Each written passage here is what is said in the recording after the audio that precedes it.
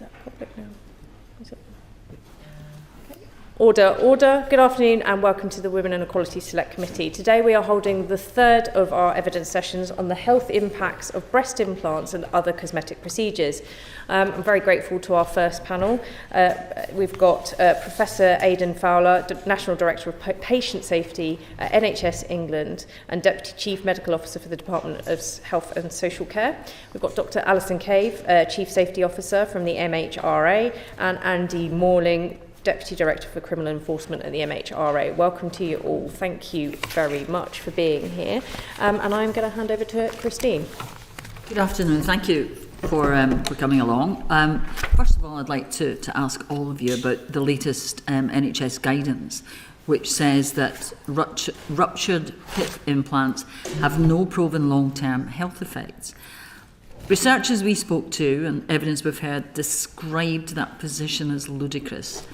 So, are you still confident in that guidance? I start with that. So I don't think we've said that ruptured PIP implants don't cause effects and symptoms. What we've said is that there is no evidence of toxicology related to PIP implants per se, and that position hasn't changed from the report that Sir Bruce Keogh wrote back in 2012, where the advice was that ruptured implants should be removed. They certainly can cause symptoms, although they can rupture silently. These implants, we know, rupture more commonly than other implants at a rate of 2 to 6 times, and they used non-medical grade silicone, but the toxicology shows that actually those the composition of that didn't per se carry long-term risk. The advice is that you should have an annual checkup. The advice remains that, and the advice is that you may have it explanted if you are anxious about it or if it ruptures, and that whilst normally we would encourage people to go back to the original surgeon who carried out the procedure, if people are unable to do that or if they are refused treatment, then the NHS would explant the implant at their request. And so that guidance remains, but it is very clear that if these rupture, they should be removed. Okay. Does anyone else have anything to add? Yeah, I could just add a little bit more further detail from the perspective of the MHRA. Yeah, obviously we're continuing to look at any evidence as it emerges, but we do have currently no evidence that PIP implants carry greater risk of either cancer or other symptoms than any other breast implant. And I'd just refer you to some of the investigations that were done at the time of the incident, which is back in 2010 to 12, and in 2010 they were removed from the market. And there was a specific analysis of the implants undertaken in 2012 and then subsequently again in 2013 by the European body, which is the Scientific Committee on Emerging and Newly Identified Health Risks. And they looked at the composition of the breast implants, including the presence of these cyclic siloxanes, the D4, the D5 and the D6, which are actually commonly present in a number of domestic products. And they concluded there was no convincing medical, toxicology or other data which would justify removal of these implants, no additional increased risk from these implants versus others, although of course it is quite well recognised that the rupture rate of these particular breast implants is higher. You'll have heard figures of 2 to 6-fold. It's probably quite useful to put that into some sort of context, actually. So that rupture rate is apparent after 5 years, and probably is useful to contextualise that by what it's compared against. So the rupture rate for other brands of silicone gel implants is about 0.2 to 0.4% at 5 years and about 0.5 to 1.1% at 10 years. So the increased rupture rate that's been identified is for the PIP implants is about 1.2% at 5 years and 3.1% at 10 years. So certainly seems to be higher, but it's just a useful context in terms of what it's compared against. Given that higher rate, though, and the fact that there are women who still have PIP implants who say that they're causing them physical pain, and mental stress and this fear of rupture, but they can't afford to have them replaced. Do you think the NHS should be offering them? You mentioned women who have ruptured implants, but should the NHS be offering explants to women who have implants which are causing them stress and which are causing them pain? Should that be the case, do you think? The NHS does offer explant to people who've got pain or indeed where they're causing anxiety. What isn't offered unless they had...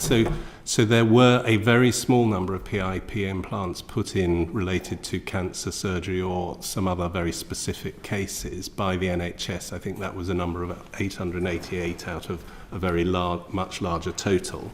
And in those cases, we would replace the implants, but the NHS will not replace implants, PIP implants that were done for cosmetic purposes. They will explant them. So there's the difference, is they wouldn't replace them. Can I just check, because as I understand it, the majority of implants were not done by the NHS? That's right. So there's about 47,000 implants in total that were done, of which 888 were NHS implants. So you will replace those. If women are stressed or in pain, you will replace those? We will explant. So the advice is to go to your original surgeon for any concerns. If that's not possible, the NHS would take on your treatment if you can't get it anywhere else for pain or other symptoms, including anxiety, but we would only explant, we would not replace. You wouldn't replace those ones, but you would replace the ones... We would replace the ones that the NHS put in, and that's a very much smaller number if requested. Thank you. Thank you, Christine. I've got some questions here. So, Alison, you talked about there not being as high a risk as perhaps has been explained to us in previous sessions by healthcare professionals. Why is it that the UK decided to take a very different approach to PIP implants to France, for example, and other European colleagues? They took a much more proactive stance in contacting women who had PIP implants, and they offered to remove them, whereas the UK took a very different stance. Why is that? I think as part of the surveillance that the MHRA did back in 2007 to 2010, they worked with the NHS and other healthcare partners to ensure that it was appropriately investigated. So I can give you some examples of the work that was done at the time. They contacted all the major implanting centres in the NHS and in the private sector to ask them to complete a questionnaire because they wanted to understand the context in which they were working. So they looked at the total number of women who had had these implants. They looked at the reasons why they may be explanted. They looked at the clinical findings. And so in total, they collected information on around 240,000 implants across all of the different operations given to 135 women and looked at detailed explant information on 5,600 operations. And I think the advice in the context of the toxicological findings that I'd explained, that there was no increased risk of any increased risk of health issues compared to other breast implants, but of course the rupture rate was a concern for women, and as I explained, it was higher, but it is useful to contextualise that with the baseline rate. I think we advised that they could be removed, as Professor Fowler explained, if the women were concerned, if they go back to their operating surgeon. But of course, we need to remember that there's also risks. About the risk of explanting breast implants is not trivial. The risk of removal is also, of them is not trivial. So there has to be a benefit-risk discussion. And I think we came to a risk-proportionate decision on what was the best advice. And it's not aligned with many of the international regulators either. So it isn't just about the rupture rate, it was also about the quality of what was inside these PIP implants. Mm-hmm. And from what I'm hearing is that you felt that you knew better than France and some of the other countries in the fact that it didn't need a proactive stance.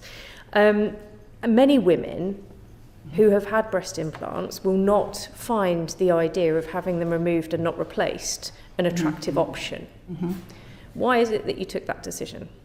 Well, I think that, as Professor Fowler's talked about, it's the reasons for the original operation. If it was a cosmetic operation, then it was advised that if women wanted them to be removed, then that could be, the NHS would do that if the original supplier wouldn't do that. And just to reiterate, if the NHS had put them in the first place, had done the operation in the first place, then they would replace them. So that's a very small number with respect to the number of people that have breast implants. The ones that were done on the NHS is a tiny, tiny proportion in comparison to the numbers of women that have breast implants privately. Why is it, again, I'm going to ask again, why is it that you think that your approach was the best one in comparison to other countries? Was it that there was a calculation that you felt that the risk wasn't worth it? And why is it that there was a decision not to offer women a replacement, which would actually probably bring forward many more women than those that just were to have theirs removed without any replacement whatsoever? It's a different question, if I might say. So we would give advice on the benefit risk of the particular product.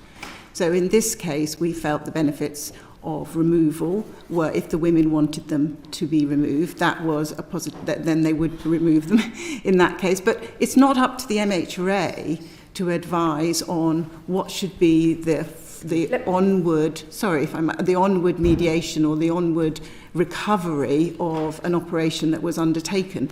The risk of the product. The risk of the product is if the product is still there and women were concerned about it. Whether it should be replaced or not does not talk about the benefit risk or the safety of that then let product. me try again. Let me try something different. If you felt that it was advisable that the NHS remove implants, PIP implants, from women who ask for it, you surely felt that there was a risk.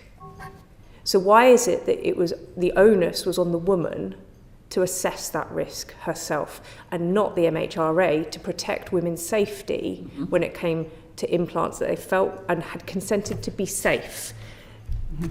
Why is it that if you felt that it was dangerous enough and worrying enough to offer them to be removed, that you didn't offer that more widely in a more proactive stance? Well, I think it was offered to women. They were offered, if they wanted to have them removed, they should contact their surgeon, and I would just reiterate that. It's not for the MHRA to advise on the onward management of that clinical condition. That would be an NHS England position. So there was an expert group convened to look at this, and I'm aware that there was a difference in position between countries. We took more of the stance that, for example, Australia took, and Australia did some of the research into the toxicology. And in fact, part of the advice that was given to the Keir review was from the Scientific Committee on Emerging and Newly Identified Health Risks, bit of a mouthful, which is a European Commission group. And to quote 1.6, there is currently no convincing medical, toxicological or other data to justify removal of intact PIP implants as a precautionary approach. So they were removed for symptomatic reasons because it was felt it wasn't justified otherwise to put people through a procedure which is low risk but not no risk, an anaesthetic. And I know in Professor Keogh's report, he looked at anaesthetic risk, and on the basis of numbers, they calculated that there might well be a death relating to the anaesthetic alone, plus the effects of surgery. So they were balancing risks here in making that decision, and balancing on the basis of... Yes, I guess that would be a far quicker death than cancer, say. But there was no evidence that there was an increased cancer risk. I'm going to pass on to Christine, because I don't feel that we're getting where we need to get to, because we have had evidence from people that are surgeons that have said, when I asked them, would they ever recommend anybody get a breast implant, I was very surprised when they said no, given this is their bread and butter, because they feel that there is not enough data and research done into long-term impacts of breast implants. I'm going to pass on to Christine. Thank you very much. I'm afraid my question actually follows on very much the same, because you have said that if women feel there is a risk, you will remove them. And you've said that there's an increased, certainly you contextualise that, an increased risk of rupturing in PIP implants. What I don't understand, and I think follows, I'm thinking the same way as the chair, is if there is a risk to women's health, however small this is, should the NHS not be offering them the opportunity to have them removed in any event? Because you would be preventing the possibility of A, an illness, and B, I don't like to bring it down to economics, but expensive follow-up medication for the NHS. That this would be both a preventative and a potentially cost-saving method to say to every woman who has a breast implant, regardless of how she got it or why she got it, we think you should have this removed and replaced. We would be offering removal on the basis of symptoms, not risk, because there isn't sufficient risk to justify explanting all of them, as we've said, such as cancer risk. But if people have symptoms, we would remove them. And if they rupture, we can still remove them. And there isn't a long-term impact established from rupturing. Okay, I'm going to move on to Kiris now, but I think that long-term impact, I wonder how much work has been done on the impact of that rupturing. Thank you, Chair. So my question is for yourself, Alison, and Andy. How does the MHRA monitor the safety of breast implants, particularly in light of BIA, ALCL, and concerns around symptoms known as breast implant illness? So I'll pick up on that first. So we monitor, as we do for all medicines and medical devices, we monitor the safety under our post-market surveillance activities. So we have a number of strands by which we might do that. So we run the yellow card scheme. So we accept reports from all patients, members of the public and healthcare professionals on any concerns that they may have in association with breast implants, and they report that to us. And in order to improve our follow-up for that, we have put in place a smart form so that we can collect more information if people are reporting to us.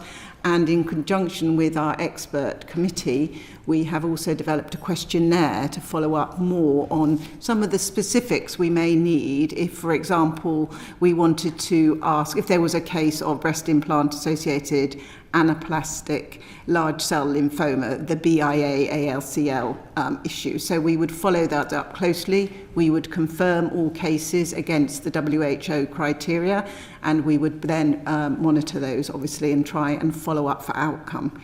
In addition, of course, the manufacturer also has significant responsibility for the safety of their product on the market, and we expect them to comply with all of their obligations, and that would be monitoring the safety of their products on the market, looking at any follow-up, looking at literature or any information that may come out about their product. So we have a number of strands of information. I would also note that actually just last month we strengthened our post-market surveillance legislation with a new legislative framework which places more responsibilities on manufacturers who have medical devices on the UK market, and that includes post-market surveillance plans, that includes stricter requirements about when they report and what they must report, as well as information about what happens globally. So, for example, if they have a notification in another country, they must inform us of that notification. So a number of ways to strengthen that post-market surveillance, which is incredibly important because there is always issues which emerge a long time after the event, whether it be a medicine, when you're exposed to a medicine or a medical device, which the original clinical investigations can't capture. Thank you. And what work is taking place on the safety of siloxanes and their impact on the human body? So, as Professor Fowler iterated, and as we have also I mentioned at the beginning, there is currently no evidence, no toxicological evidence or medical or other data to indicate that these products carry an additional risk. As I think you've heard previously, they're contained in a lot of cosmetic, but also other domestic products which are on the market. We do have a derogation now in place that they shouldn't be in medical devices going forward, just as a risk proportionate approach. But at the moment, there is no evidence that these products, these particular siloxanes carry additional risk, and that has been carefully looked at. We will, of course, continue to monitor any new literature, any new information that comes out, that is published, and we monitor very carefully all of the reports that come into us. We've been told that there is enough evidence to suggest that women who have an autoimmune issue, asthma, for example, are at a greater risk of developing problems following breast implantation. Mm-hmm. Do you recognise those concerns and what research is happening in this area? Yeah, so I think you're talking about breast implant illness, and that's a term used by people to describe what is a constellation of symptoms that they report, and there's a whole range of symptoms: fatigue, pain, hair loss, joint pain, a whole range of conditions that is sort of grouped together into a term called breast implant illness, which is actually currently not a registered illness as such, but we absolutely recognise these reports and we monitor them carefully. So as an example, since 2008, we've received about 1,000 reports of a variety of health problems which might fall under this particular banner or this particular characterisation. But again, I would put that in the context of how many operations that have potentially been performed in the UK over that time period. And a rough calculation currently, the BICR registry, the British Implant and Cosmetic Registry, reports about 20,000 operations a year. So if you think about that in the context since 2008, that might be 300,000 or more operations that have been performed, and we have about 1,000 reports. Now, I'm not pretending that that is probably the total sum. We do acknowledge totally there's an underreporting, but we're looking at maybe about 0.5%. If you look at it in that context of operations where we have reports of this particular illness. So we're looking carefully, we're following it up. From our evidence, it does not seem to be limited to a particular manufacturer or a particular type of implants, whether it's silicone or saline filled implants, whether it's the smooth implants or the textured rough implants. So that's currently not sufficient evidence to try and stratify which particular implant may be associated with this particular constellation of symptoms. We are trying to conduct epidemiological studies to try and see if we can proactively detect more reports, looking at real-world evidence and trying to draw out reports in that data of women who have had breast implants and may be suffering consequences subsequently. But interpretation of those is currently limited by a number of factors, partly due to the non-specific nature of those symptoms. So it's actually quite hard to draw that out of real-world data, and it's because of the different prevalence of those conditions. You can imagine fatigue could be associated with a lot of illnesses that's not not associated with a breast implant. So they're actually very hard to capture. But I just want to reassure you that we're actively looking at that and trying to find ways where we could capture more information about this particular syndrome. Okay, just to go back to Kira's question, is there any actual work currently taking place on the safety of siloxanes? And we know the EU is banning them, siloxane D4 next year, but not for breast implants. So it won't be in cosmetics, but it will be in breast implants. Have you taken a view on that? Currently, as I mentioned, there's a derogation which says that it shouldn't be in any medical devices. I would have to come back to you. I'm happy to come back to you with any further information on that EU decision and what is our current position on that. Any more questions? My questions were around how the NHS makes sure a patient is able to give informed consent to a breast augmentation, particularly given the lack of data on associated risks, as you've mentioned, and what follow-up care and post-surveillance is given to patients who have received breast implants from the NHS. So there is follow-up for those on the NHS, and consent. There are very specific guidelines, both from the Royal College of Surgeons and also from GMC, on how to take consent, giving advice. As you all know, the Montgomery-Lanarkshire decision meant that high risk, low probability risks are also advised. So they would be advised, for example, about BIA, ACL, and so we would expect that they would be given all the advice available and informed at the time that there may be risks that we don't yet know about, and that best practice is to give people who are expected to have cosmetic surgery a cool-off period to think about and seek evidence on it. And there is also NHS guidance on having cosmetic procedures, including implants, and what to ask about it to try and guide patients and support them through that consent process. Thank you, Kirith. I would just also add that the MHRA has done quite a lot of extensive research into how patients perceive the risks of breast implants, and we're launching in the autumn a cosmetic breast augmentation risk assessment form, which healthcare professionals can work through with the women to make sure that they do receive all of the information, and it provides a structure in order to aid those conversations about risk between the patient and their surgeon. Would you be able to share that with the committee when it comes up? Yes. Thank you. Catherine, on to reporting. Thank you. Thank you very much, and thank you, panel, for coming before us today. So we've talked about the KEO report already, and this is probably for the MHRA. In 2013, the KEO review stated that the lack of a formal national reporting system for products that are not classified as medical devices posed a very significant risk. So does such a system exist now? Have there been any changes?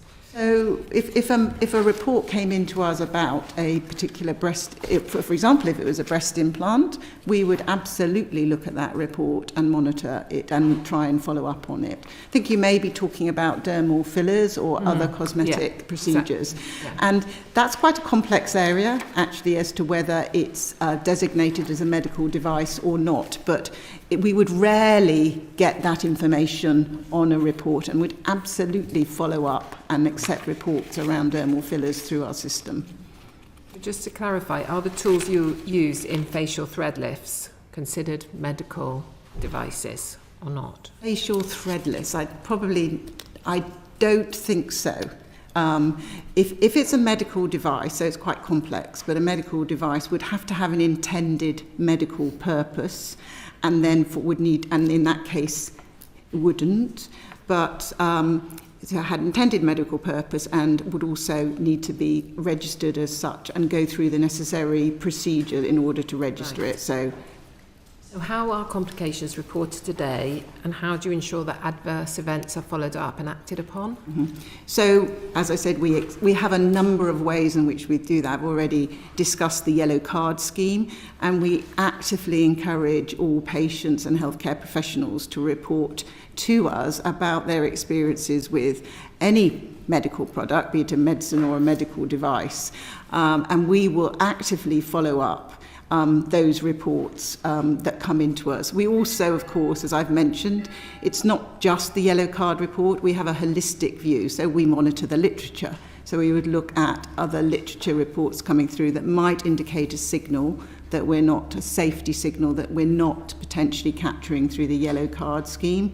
And as I say, we also have place obligations on manufacturers in order to report to us. We also have good communication with our international regulators, and will share information where possible about particular safety concerns in order to strengthen that signal assessment. And we also seek independent advice where appropriate. We have the Presiag, which I think you're going to hear from later, which is our breast implants and cosmetic. I've just forgotten the full name. And we will also, where possible, seek the patient view about any particular safety issue that we have. We're very keen to reach out and discuss safety issues with patients to understand their perspective, and to integrate that into our benefit risk assessments. Do you think there are any changes needed in this data collection and transparency? What improvements, like, for example, making it mandatory? Or Yeah, so I think the one improvement that we're really looking to bring out is and we're actively developing this, and we're looking to launch something called a pre-market legislation in the new year. Lay that legislation in the new year. So one of the things we're looking at is implant cards, because very frequently women, and that's definitely a historical problem, may not have known which particular breast implant they've received or which product they've had. So it's very important to have a breast implant, and that includes traceability. We're also looking to ensure that when manufacturers register their device with us, they use something called a unique device identifier. And that allows us to understand what the device is, because you can imagine there's something like 3 million devices on the market. It's really important for us to understand what is the particular product that a patient is reported to us or a healthcare professional. So that implant card and that traceability is absolutely key, and is definitely something that we need to improve on, because as we've discussed, things like BA-ALCL have a long latency period. It can be 7 to 10 years before that may emerge. So it's really important that we can associate any symptoms that long in the future with the original operation. So that's where implant cards would be very important. Ideally, of course, that would be recorded in their electronic health record. And that's something that we're discussing and trying to discuss and work with the systems in order to see if that could be implemented as well. Catherine, before you move on, that's fine for breast implants, but obviously there is a huge sector now worth billions of pounds to the UK economy that has non-surgical procedures, and we heard about the horrors of liquid Brazilian butt lifts and how Sasha, who came to give evidence, she ended up with sepsis and in a coma and given a 5% chance of living, and thankfully she was able to come and give us evidence. Why is it that in the UK you can buy filler, any of us could buy filler and inject it into our faces, whereas in many other countries it would be illegal to do so? And why is it on the criminal enforcement side of it that that person that did that to Sasha, that money, that damage to her, is still able to practice on her high street in her local town, whereas if she had done that damage to Sasha with a baseball bat, she'd actually be in prison? Why is it that any of us could buy filler and Botox in this country?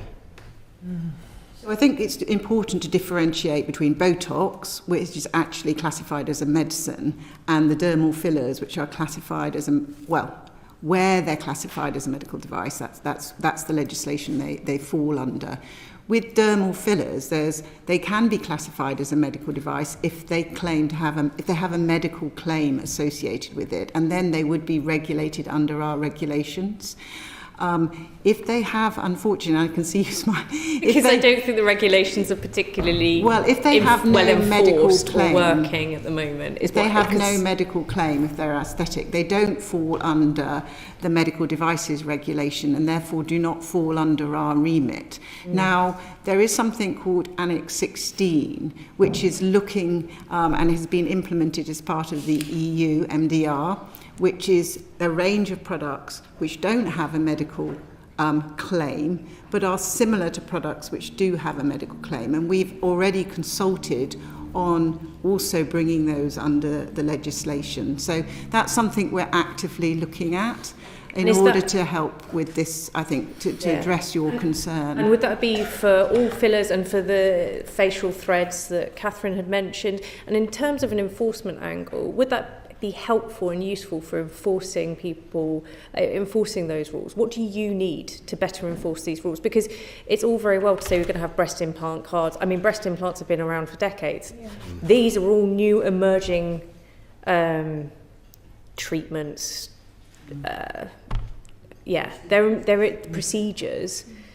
How is it that we are so slow at ensuring that there is the adequate safety there? Maybe I'll help on this, add to what Dr. Cave has said. So make no mistake about it, the people who are injecting people with unlicensed Botox products, so botulinum toxin products, sometimes counterfeit branded products, sometimes entirely unlicensed products, are criminals. And whether we like it or not, there will always be criminals at work. And we do our level best within the Criminal Enforcement Unit. We're quite fortunate in this country to have a dedicated unit within the MHRA that's here to tackle that type of offending. So in relation to Botox, specifically botulinum toxin, you'll be aware of the unfortunate events in the northeast of England over the last couple of weeks that we are investigating.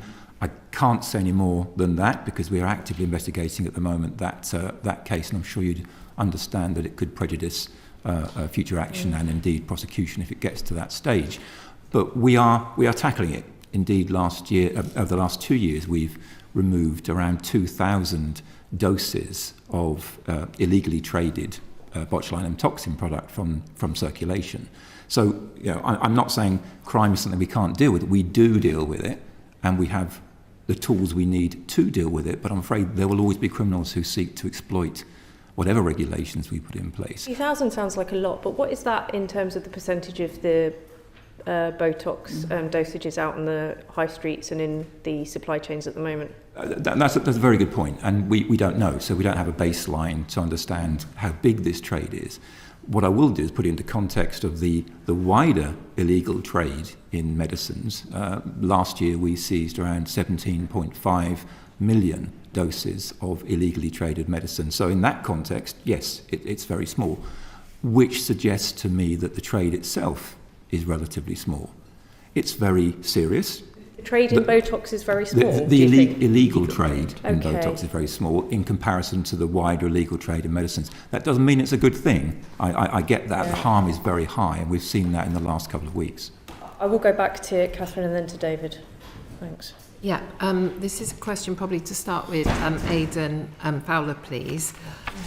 It's just back to the registry, and I wanted to understand why I'll take it in a different way actually. The NHS Digital, which manages the register, the BCIR, the breast and cosmetic implant registry, there are stats that show that 39% of NHS providers and 24% of independent providers who offer breast implant surgery are yet to register patient details on this registry. Why is that, and why isn't it mandatory?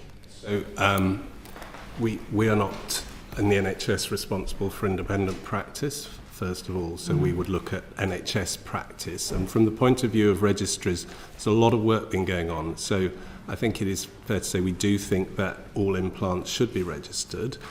Registers have a number of purposes. One is documenting that someone's had an implant, which occurs anyway in notes and so on. But part of the central ability to look at what's gone on and recall where necessary and so on is also about follow-up and detail and follow-up and outcomes and so on. Right now, there is quite a significant burden to filling out that register. So clinical colleagues tell me it's actually physically impossible between operations when you're under pressure to do a lot of procedures to actually fill in all the detail on that.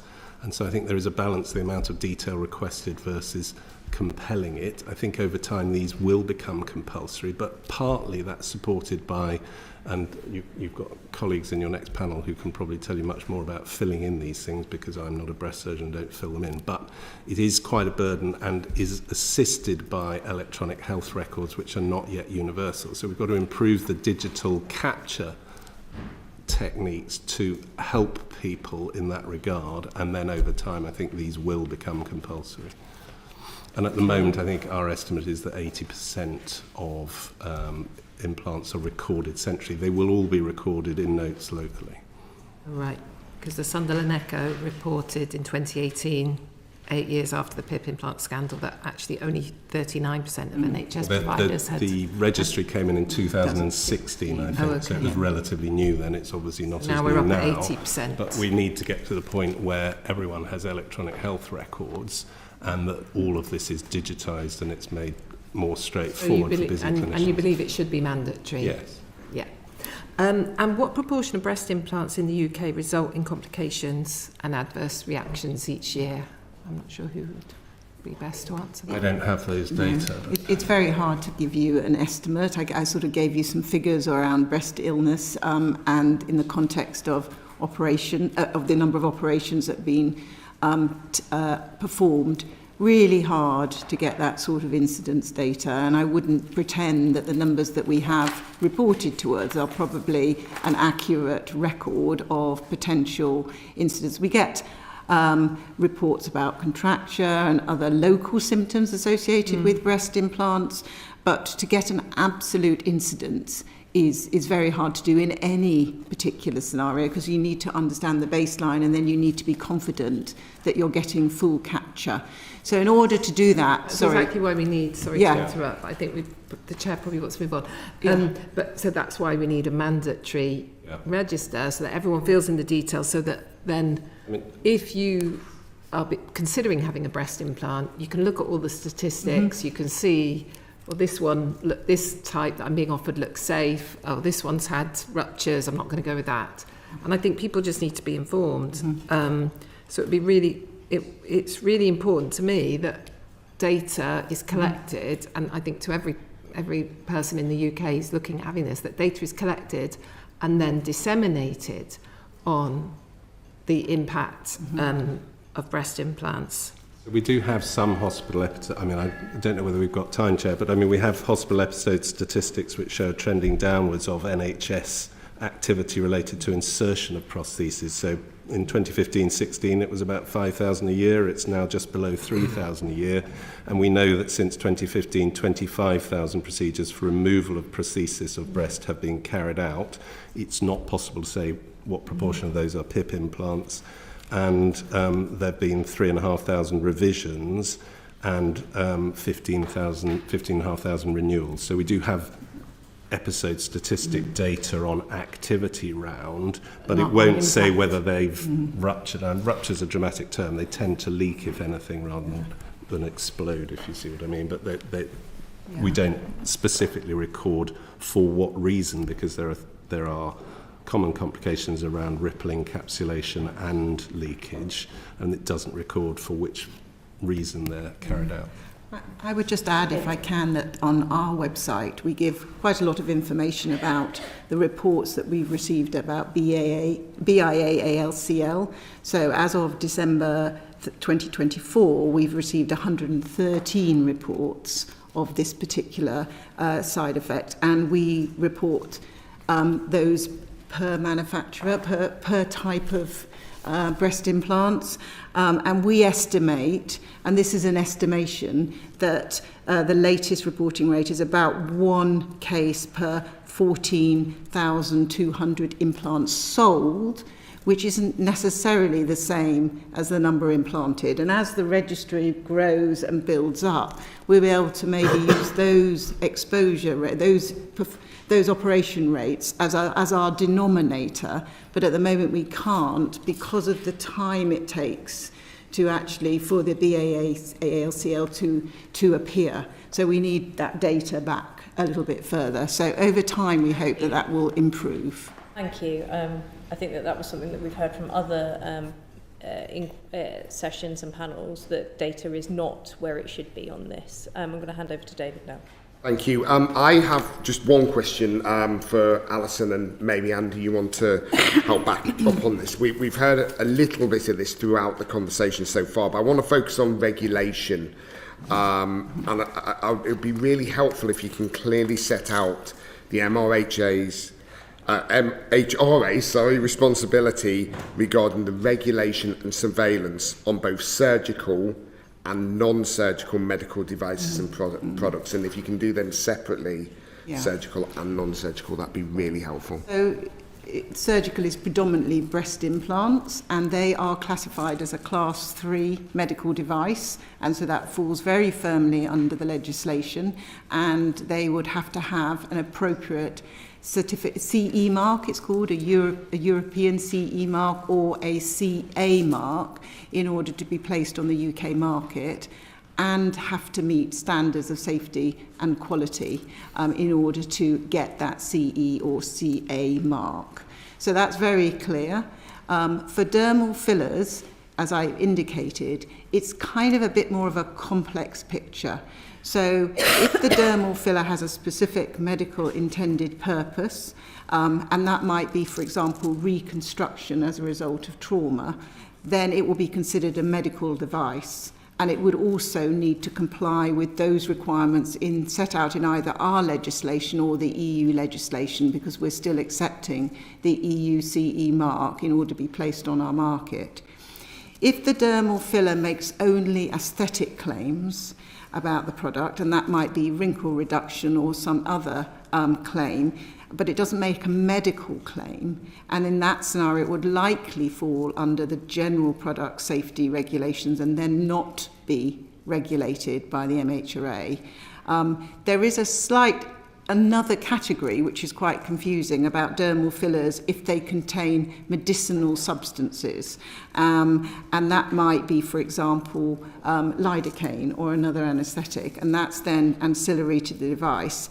And in that case, it would depend on which legislation it would fall under, would depend upon whether it's CA or CE marked or not. And if it's CA or CE marked, it would fall under the medical devices legislation. If not, then it would be regulated under the HMR's, the Human Medicines Regulation, even if it was not, if it was an unlicensed product, because in that case it might not have a medicinal authorization for that product. And Andy might like to just pick up. I think you did a brilliant job, Alison. It's quite complicated, but yes. So the anomaly is the final one Dr. Cave mentioned, which is where something doesn't have medical purpose, but contains a medicine, and that we would treat as any other unlicensed medicine. So the lidocaine example, and we would enforce the first and the last of the four that Dr. Cave listed. So just two very quick follow-up questions. I firstly want to focus on surveillance, because we didn't talk about that in the response. But just to clarify, could a product be used for reconstruction, for example, and also used for aesthetics? Mm-hmm. And if that's the case, are we saying that it would be regulated when a medical professional is using it for reconstruction, but it wouldn't be regulated if somebody was using it purely for aesthetics, the same medication, the same filler, sorry? If it's a medical device and classified as a medical device, we would still regulate it as such. Even if it's just being used for aesthetics? Yes. I think it's important to stress that it's about the product. Not the administration of it, not the clinical aspects of it, but just the product itself. So the product remains the same, irrespective of its use. It's us. Yes. So tell us a bit about surveillance then.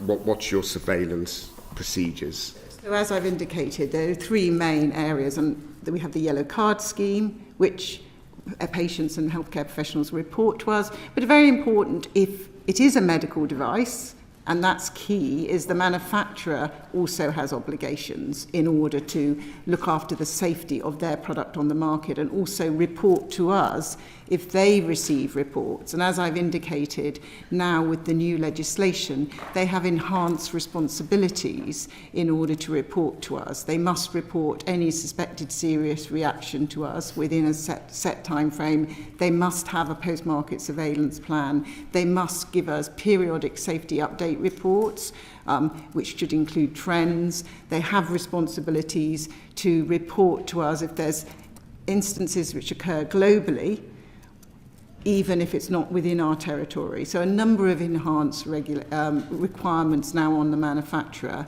We're also constantly looking at the literature, trying to understand if there's anything emerging that we should be looking at. So, along with all medicines and medical devices, we also have a network of medical devices safety officers. We have yellow card networks, which are trying to look locally. So a number of ways in which we try and capture safety signals. Sorry, David, before you come to your supplementary on point 20, I just want to ask, this isn't that difficult, it isn't that complicated, we do all, I think, understand this. One of the questions I want to ask is, how do we stop people using fillers for just aesthetic uses that have very, very dangerous health consequences, such as the liquid BBL? What needs to change in the law to stop untrained people getting their hands on filler that is just for an aesthetic purpose, so it falls out of your remit currently? Yeah.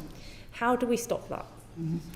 Unfortunately, that does fall outside of the MHRA So how do I remit. stop that? Yes. Do we have to recommend that there needs to be changes to the law to ensure that filler for aesthetic purposes actually does fall under your remit? Do we need to do that in order to stop unlicensed people, unregulated people getting their hands on filler that is just for an aesthetic purpose and injecting it anywhere into somebody's body? Is that what we need? I think that would probably fall to you, actually, as the NHS. What would be helpful to you?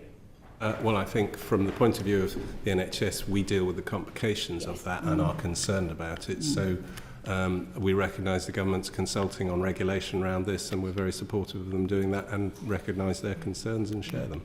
Share them. And in terms of how much it costs the NHS in terms of rectifying some of this, have you ever worked out how, have you worked on how much it's costing? No, we've discussed it. I mean, it is very difficult to do because people aren't necessarily, so they will record a complication and an episode, but they won't necessarily say where it, as it happens, my wife's a breast surgeon, and she would say that she's seeing on a weekly basis people with the complications of surgery abroad, for example, coming in and requiring supportive treatment, but that's not recorded as a specific thing. And I think there is ongoing discussion on whether it should be recorded, but of course then it comes to how do we get back that money, and that's very difficult because we exist to support those people who are suffering and give them care, and it is a very complex business to then turn to them and say, well, actually now you have to pay for it, but it's a complicated landscape around insurance and so on. Because this industry is worth billions, and it is every high street you cannot walk past. Every hairdressers, every nail salon will offer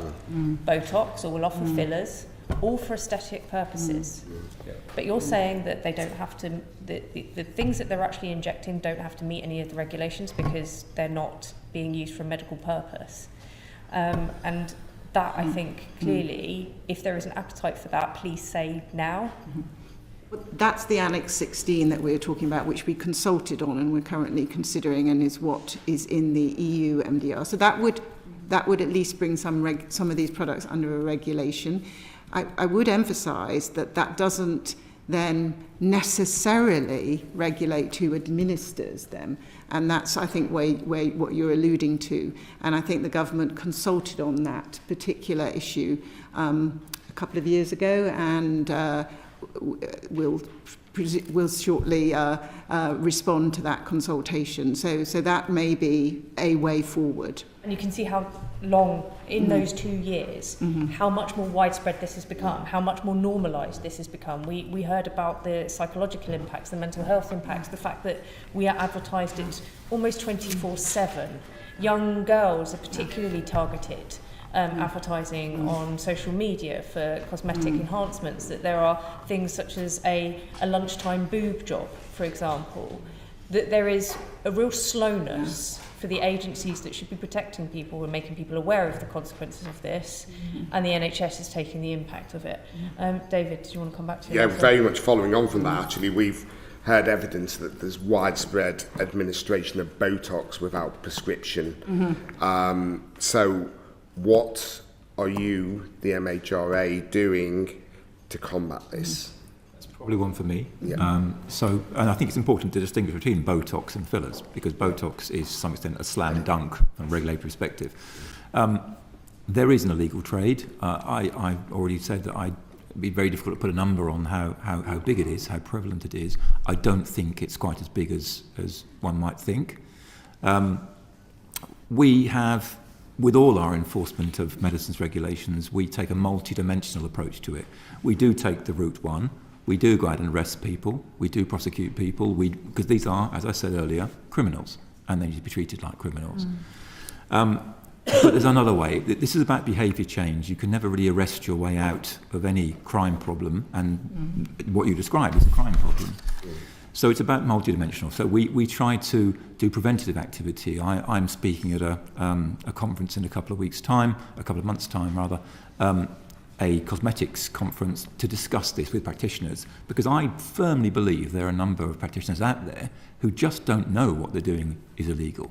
So their behaviour can be changed. So it's about changing the behaviour of the offender, but also changing the behaviour of the customer.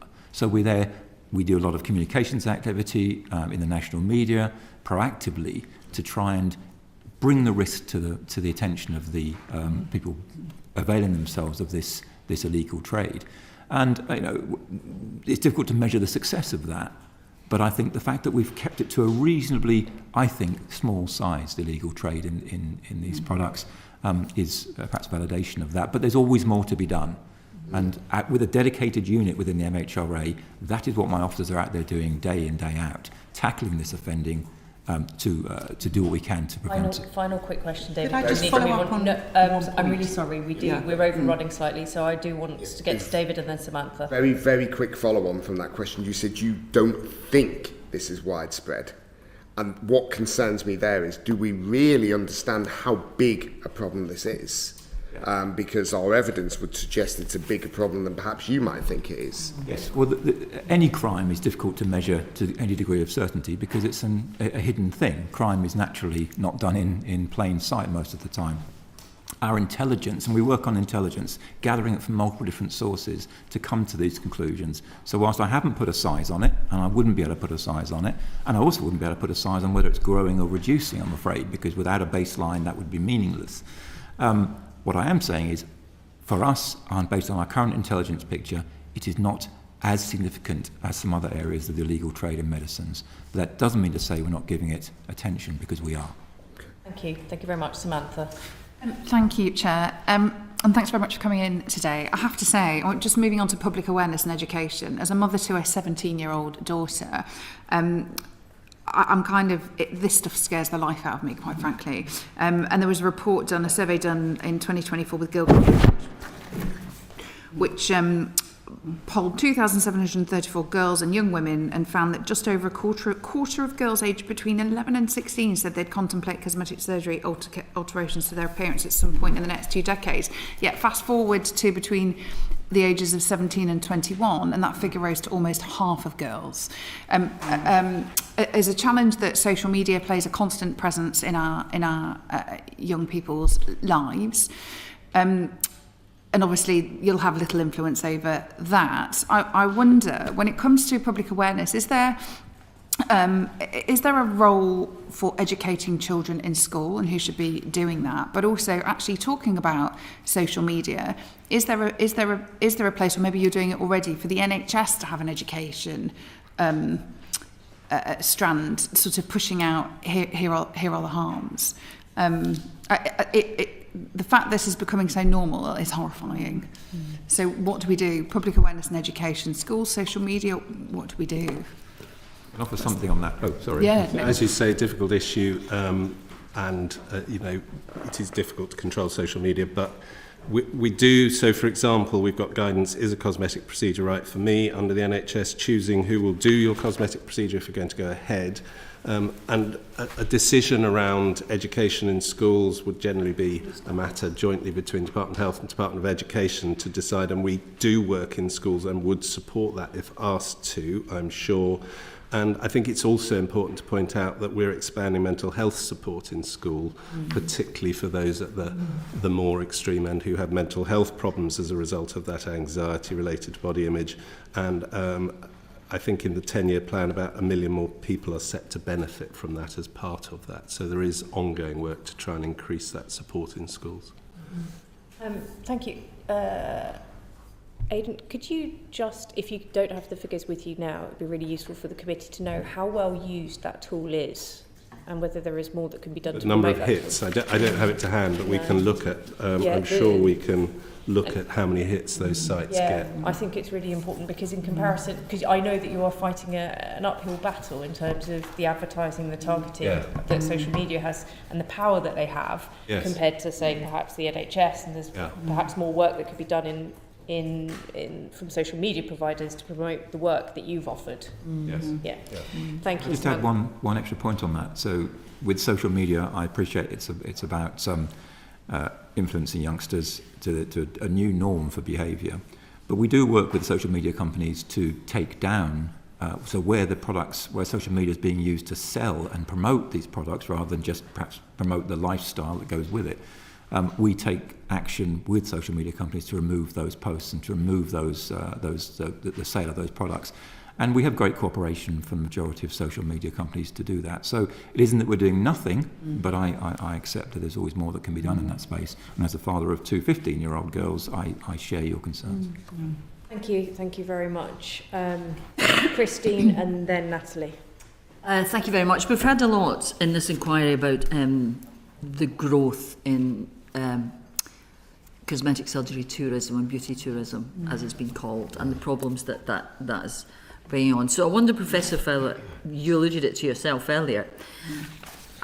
Can you give us an idea of how many complications from cosmetic procedures carried out both domestically and abroad have been treated by the NHS? And that, abroad is quite important here.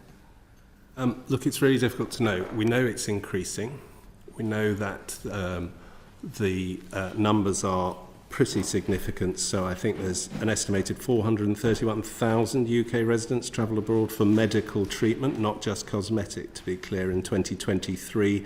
And we know that there is a higher risk once you get into unregulated territory, and once people travel outside our borders, there's a higher risk to this. But we don't have a mechanism for knowing how many of those people represent in this country. We can give anecdote. We know there are some very worrying cases of people who've returned both from cosmetic surgery and, for example, bariatric surgery, but it's really hard to put a figure on that. It's a matter of active discussion. So College of Surgeons have been discussing this. Certainly Department of Health is very concerned about it. And various approaches have been taken to try and manage this, including, in fact, some of our professional groups supporting improving training abroad, because if people are determined to go, at least try and reduce the rate of complications. So a number of things have been done. And I think it's one of the things that, I'm not here to talk about regulation, but clearly that's being consulted on. And we recognise that the government is rightly concerned about this and looking at regulation, but we also recognise they will be concerned about increased regulation here driving people abroad or into the hands of criminals. And so we have to think very carefully about balancing that risk, I think. Do you have any data that shows the trend of people going abroad? Well, I think we've seen an increasing trend, but I don't have figures over time other than I think it was said to have doubled between 2017 and 2019. So I have that figure, and I have a figure for the number of people who travel abroad in an estimate of the number of people travelling in 2023, which, as I say, was 431,000, which is a pretty staggering figure, as you'll recognise. Do you have any sort of clear estimate of the financial burden on the NHS that corrective treatments are No, unfortunately we don't, because, as I say, people are recorded as having the complications of surgery, but not what we're not recording is the origin of that surgery and where it was carried out. So it's difficult at the moment to tell between surgery carried out here and abroad. Do you think you need some mechanism for that?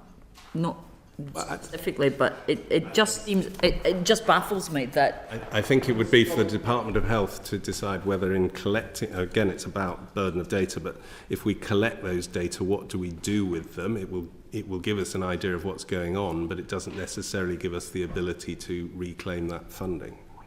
Thank you. Thank you, Christine, and thank you all for your time today, and we look forward to some of the written responses that we're going to get.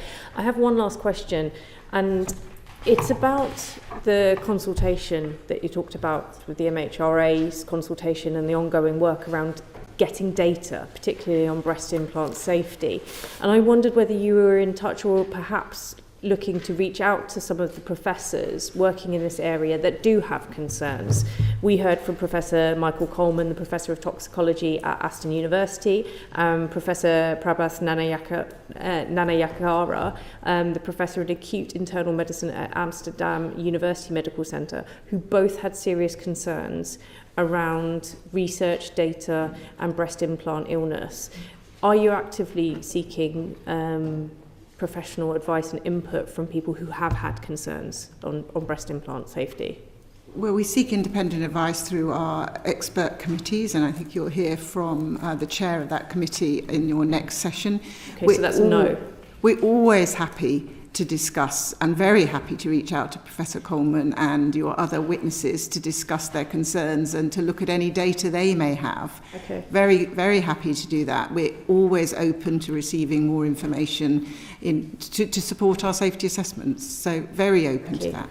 That'd be great, because when we heard from them back in May, their evidence to the committee was shocking to all of us, to a level that I think many of us just assume that breast implants are part of everyday culture now, they're part of everyday life. But actually, the concern was around the data that I think has been outlined that isn't being collected from the NHS, and also the yellow card system or the self-reporting system, or only systems where it's with symptoms, mean that women are actually less likely to be taken seriously. We've already heard how hard it is for a woman to be taken seriously when they haven't had cosmetic surgery. When they have had cosmetic surgery, it's even harder. So I think it would be great to have, I think, perhaps another side to the argument. So thank you very much, and we'll move on to our next panel.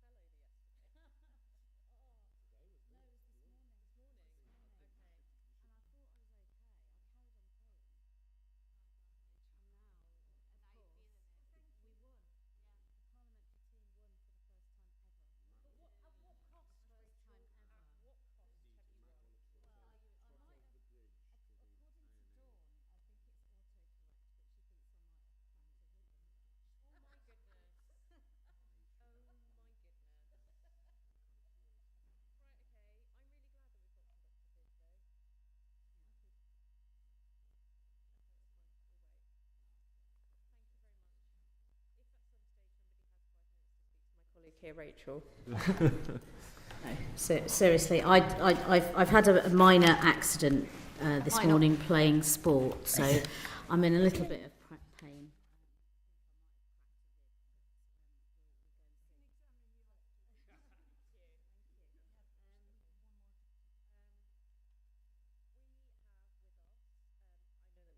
Waiting for... Here we are. Excellent, thank you. I'm really grateful that we've got a fantastic, excellent and new next panel. We've got Nora Nugent, cosmetic surgeon and president of the British Association of Aesthetic Plastic Surgeons. Thank you very much and welcome. Elaine Sassoon, plastic surgeon and board member at the British Association of Aesthetic Plastic Surgeons as well. And Rika Takisada, consultant, plastic, reconstructive and aesthetic surgeon. That's a lot. And chair of the British Association of Plastic, Reconstructive and Aesthetic Surgeons Breast Special Interest and Advisory Group. That's even more of a mouthful, but thank you very much for being here. And Professor David Sines, executive chair and registrar at the Joint Council for Cosmetic Practitioners. Thank you and welcome to you all. And I'm sorry we're running a little bit behind, but I will pass over to Rachel quickly. Hi, thank you for joining us this afternoon. Apologies you've had a bit of a wait. This is a very broad opening question, so I'm going to sort of ask you first, perhaps Nora. What's your assessment of the safety of breast implants? They are safe devices in the majority of women, but they come like any procedure. They come with benefits, risks, and for implants, long-term considerations. So it's about a very detailed consultation beforehand so the patient can weigh up the benefits versus the risks versus the long-term implications of having an implant. And also just about how knowing that things evolve over time. You know, for example, we've had a lot of discussion about BIA ALCL. Well, 30 years ago, that was not in the equation.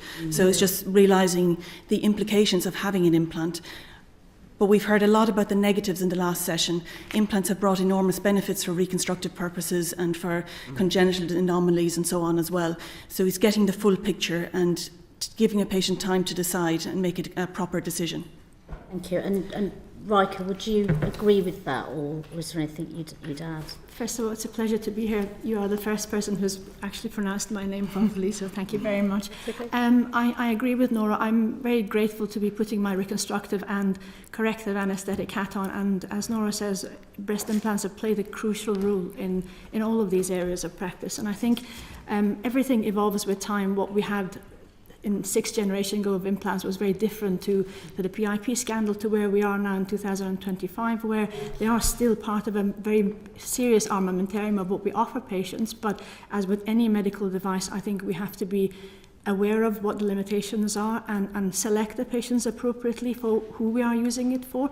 And it's all about informed consent, and very finally about the expertise that is combining with the use of an implant to offer the best solution for patients.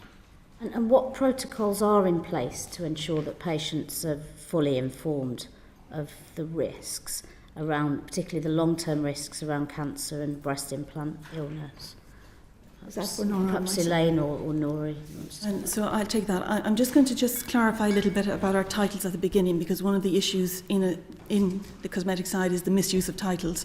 And just to clarify, all three of us here are plastic surgeons, especially the use of cosmetic surgeons, very misused in the UK. Yeah. But coming back to the protocols, if current advice or good practice is followed, there's actually quite a good process in place. It's ensuring that it's followed and that the properly qualified people are undertaking the procedure. The current advice is to have 2 consultations before, and I'm focusing more on the aesthetic end, but obviously it overlaps to the reconstructive side as well. 2 consultations before undertaking any procedure of this nature, a cooling off period of at least 2 weeks before undertaking the procedure, so not seeing someone and rushing them in straight away. These can all be longer than the minimum requirements, but those are the minimum good practice advice procedures in place.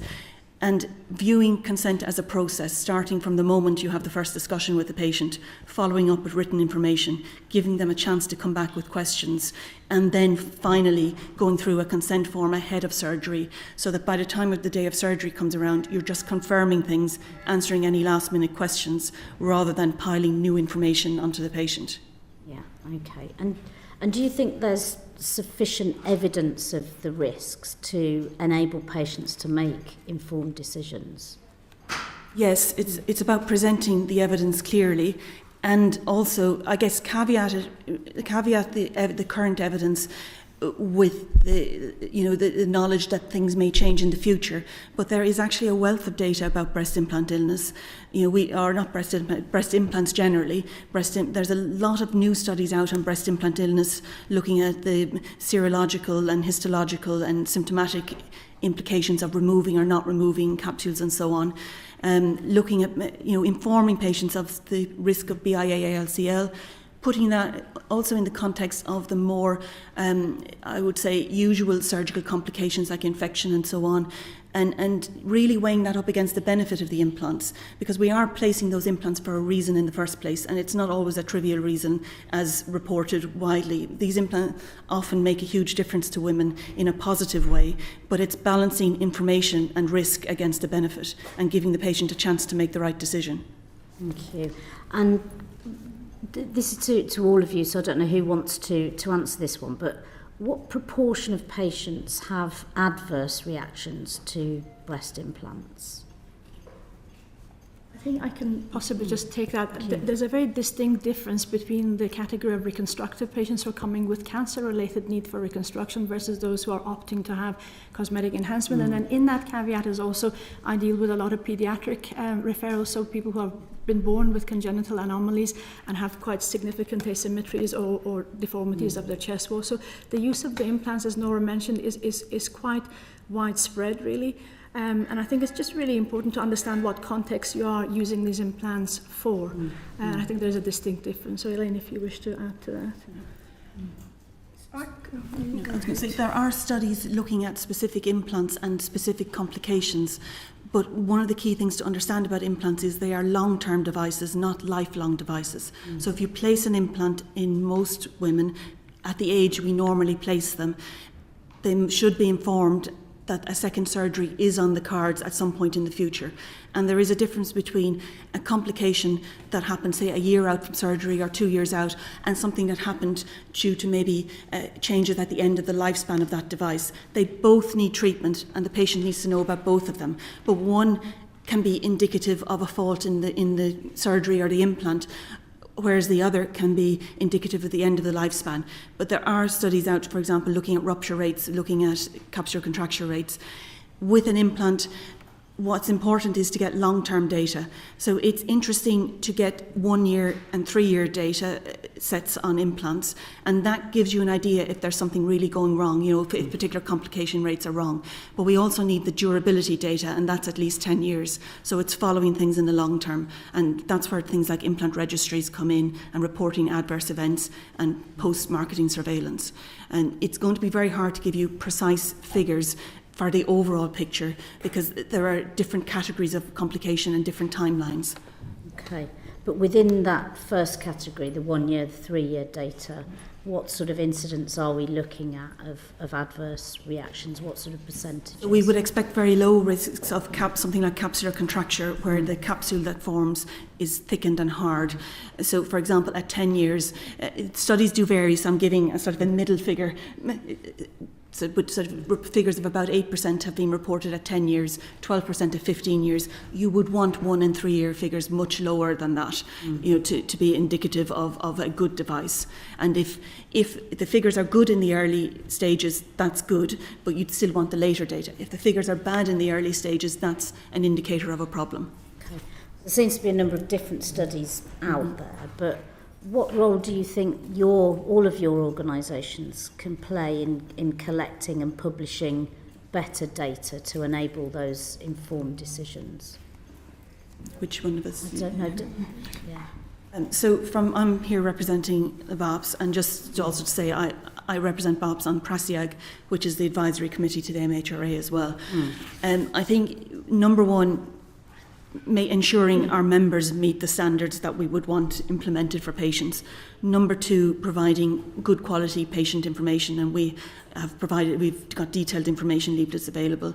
Number three, following the good practice advice that's actually already there. If it's implemented, it can work quite well. And providing education from a patient perspective as well. Our primary role really is to educate and try to improve the quality of aesthetic procedures in general across the arena, and that falls on both educating potential patients and educating plastic surgeons and our members as well, and being aware of what's going on that maybe doesn't meet the standards that we would like as well. So knowing the arena as well. I think education is absolutely key. So for us to educate the surgeons of the current generation and generations to come about safe surgical practice is absolutely paramount, through training throughout their specialist training, and even continuing for many years after, educating the patients. It's multifactorial, and also just being up to date constantly with what possible risks are emerging from devices. And it's all about evolution and constantly quality controlling not just your surgical practice, but everything that goes on in that environment. So, there is an aspect which we haven't discussed, in which putting an implant on the market doesn't cover, and that is our selection of the patients. And it's not just psychological, it's also physical. It's also deciding whether to put an implant in somebody who smokes, because that really increases the chance of adverse problems. And we're not talking BIS-LCL, but we're talking of developing a capsular contracture, which can be painful, thickening around the implant, which will mean you will then want to remove the implant and change it, and that's an extra operation. Another aspect is educating our members, which we do constantly through our forum and through meetings, of risks and personal experiences and discussing problems. And that's so that we are alert to problems and we're not being caught too far unawares.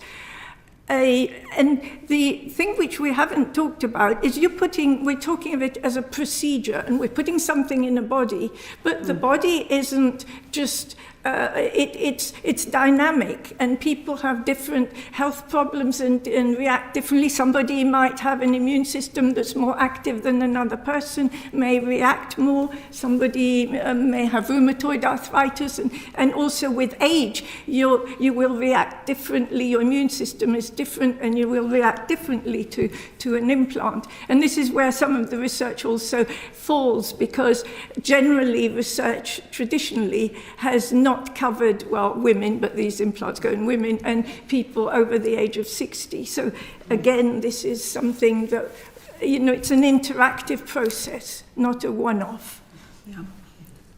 David, I don't know if you want to... No, my focus is very much on the non-surgical compliance, but certainly we all have a responsibility to report, and I just will say from the outset that the JCCP not only works really closely with my colleagues in back breast barbs, but also the British Association of Dermatology too, which is really important.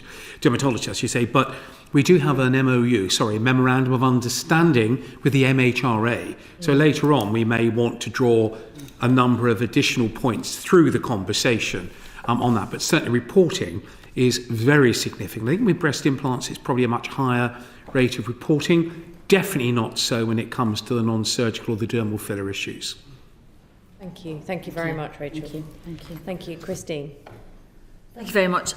We've heard a lot of evidence about PIP implants, and you mentioned them earlier, and you've covered a lot about the protocols, etc. But I just wondered, with regard to them specifically, what lessons have been learned from the PIP scandal?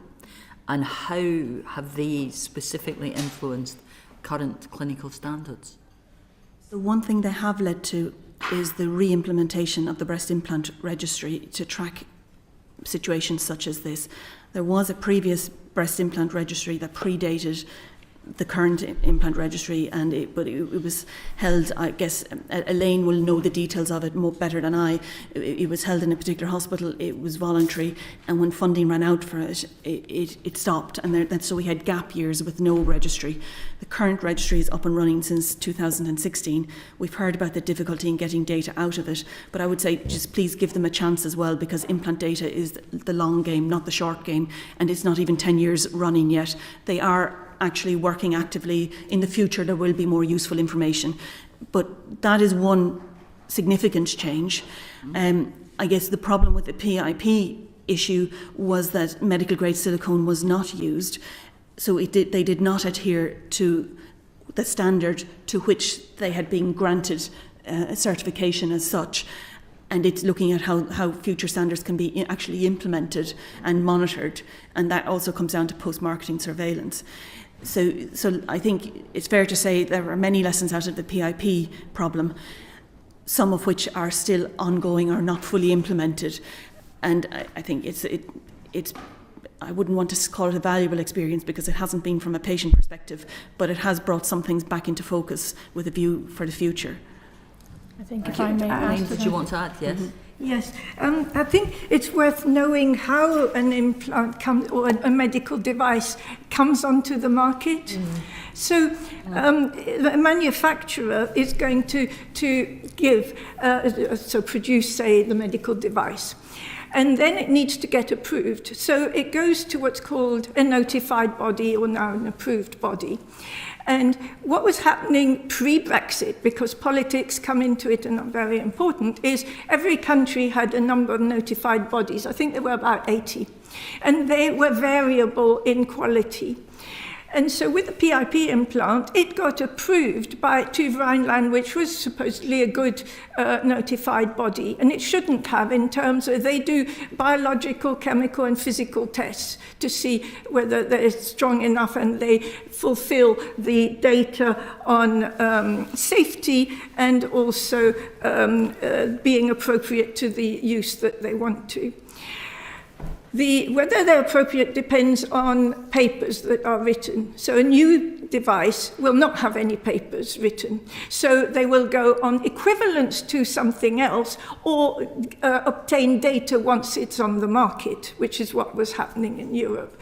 So TÜV Rheinland was the notified body for for PIP implants, and it should have picked up that they were more fragile than other implants, and it didn't. So it went on the market, and it was picked up later, I think, by the French, yes, the equivalent of the MHRA. In the meantime, the owner, Jean-Claude Mas, who had no training, he was the son of a butcher, not this problem, but he set up this company, found that he needed, that buying the silicon from surgical grade silicon, it was very expensive. There were only a couple of providers. So he started, not for all implants, but more in certain countries, to use cheaper industrial grade implants. So not all implants were there, which muddied the waters. The American FDA, which was much tighter, picked up, they didn't approve these implants, and they didn't approve implants unless they'd been on the market 9 years or so. So manufacturers would put them on the market in Europe, and then when they got enough data would go to the FDA. And the FDA picked up on some saline implants that same company was making and found that they were defective. There's a question as to whether they told the French equivalent of the MHRA or not.